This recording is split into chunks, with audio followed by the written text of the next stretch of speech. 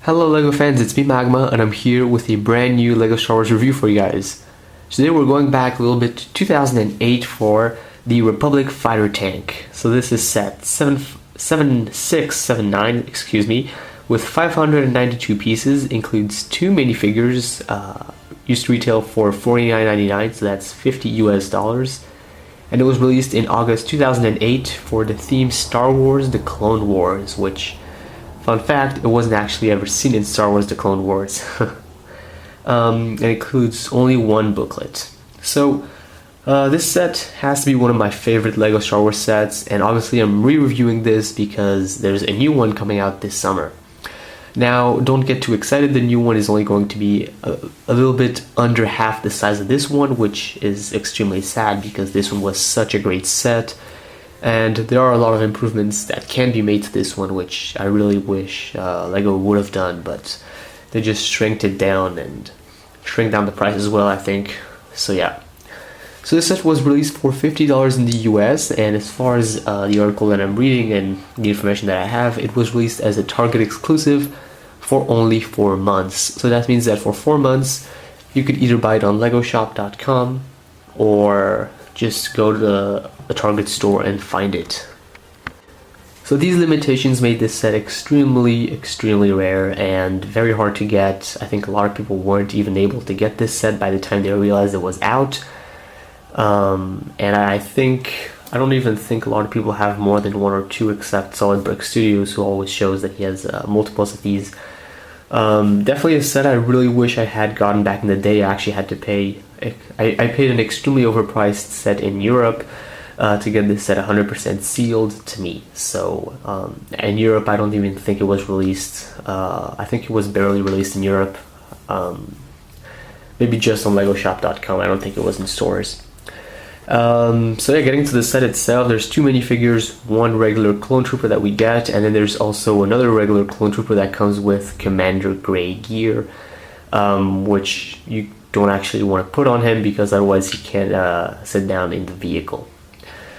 The set does contain quite a bit of stickers. I'm moving the minifigures aside. There are stickers, let's see. There's one here. I think, no, these are printed. And then there's the same stickers on this side, here and here. And that's about it, but if you don't apply these stickers correctly, remember it can be pretty damaging to the set. Which also the set is in this, like, has a little bit of green on both sides, but it's also has this like really red and dark red type of color scheme going on. I really like it. I think it's a really good thing they went for right there.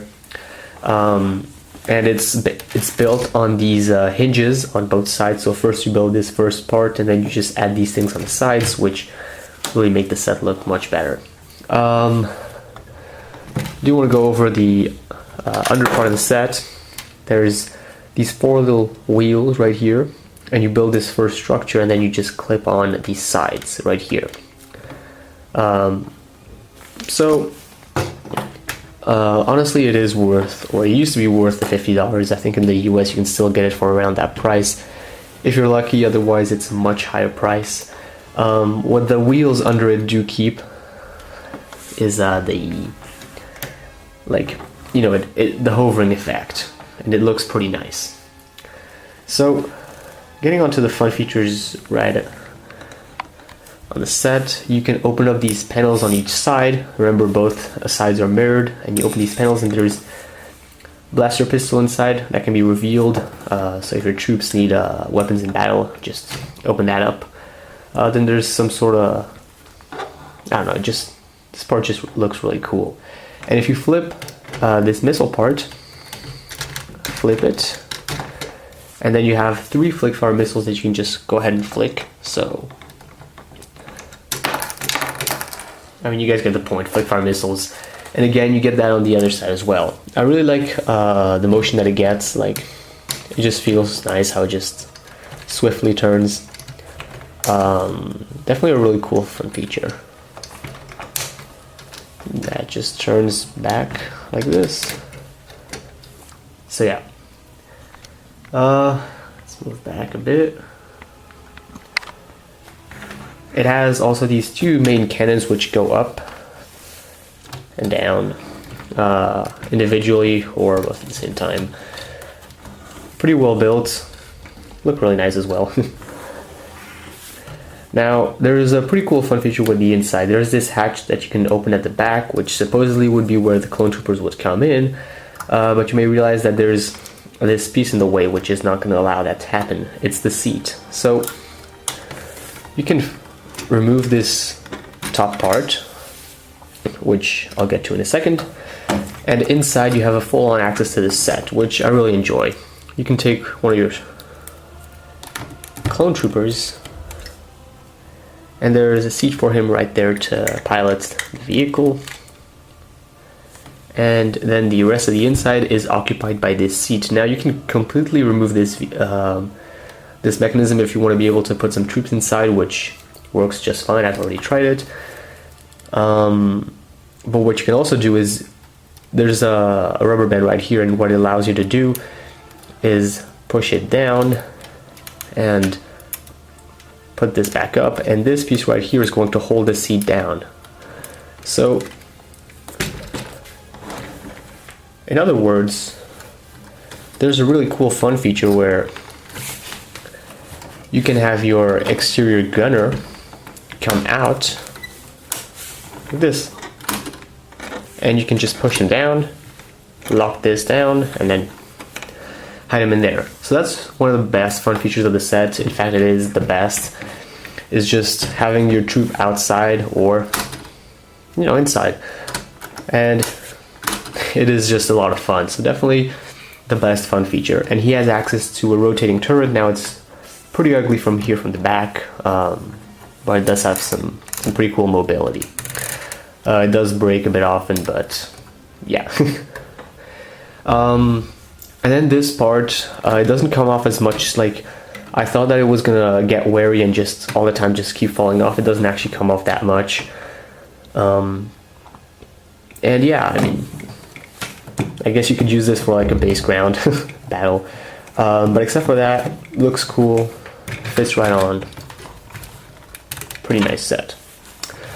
Now this is supposed to represent the cockpit, what do you call those, windows?